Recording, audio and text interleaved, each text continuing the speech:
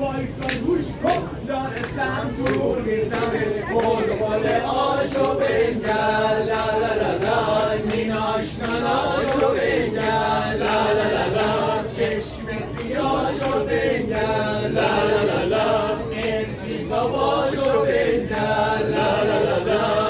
وای نیا پیش که تنم مور میشه من تو را میخوام چشامم کور میشه عاشق و معشوق برا دوری خوبه وای عزیزم بوسه زوری خوبه قلقل آشو بنگر لا لا لا لا این آشناشو بنگر لا لا لا لا چشم زناشو بنگر لا لا لا لا مرسی باباشو بنگر لا لا لا لا آقا دوزه سلام حالت چطوره سلام آقا دوزه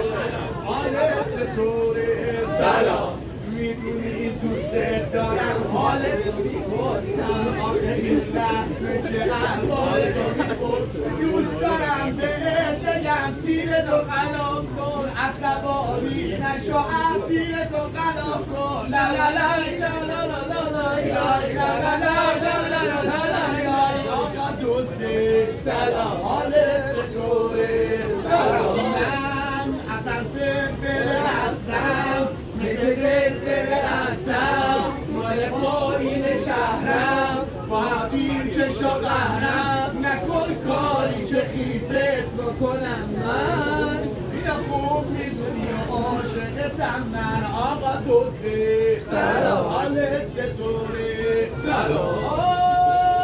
اگه افیر بکشی منو بکشی افریشی